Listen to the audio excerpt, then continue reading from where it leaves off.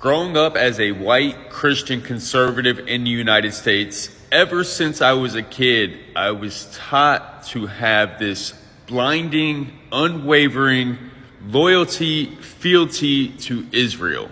I was conditioned to believe that Israel was the promised land and the Israelis were God's chosen people, and all the Arabs surrounding Israel just wanted to annihilate them and wipe them completely off the map.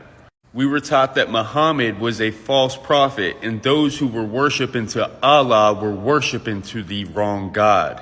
And we were taught that we were supposed to pledge allegiance to the United States, support the American military and their endeavors all across the world, but especially in the Middle East, and their support for Israel. We were supposed to back that no matter what.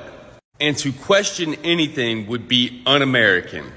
But now that I'm older and we have access to the world at our fingertips and I can see with my own two eyes what is going on, I began to question everything.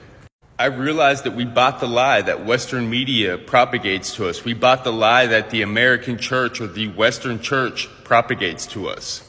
I don't believe in the duality of the world. I don't believe that we are good, that America's good, that Christians are good, that Jewish people are good, and that Arabs and Muslims are bad and evil. We've always been taught that Arabs, Palestinians, Iraqis, Iranians, they're jihadists, they're terrorists, they're thugs, they're predators, they're savages. These are the words that we've always used to describe human beings. We are taught that Israel has the right to self-defense, that they are morally superior in this battle.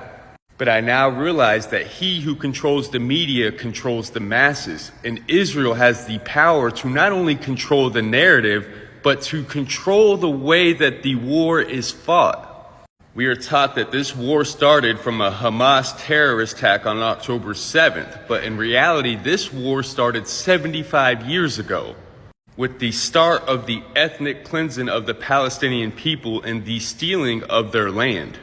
One thing I've learned about the U.S. and other imperialist and colonizing nations is that they love to put their foot on other people's neck and then act shocked when they fight back.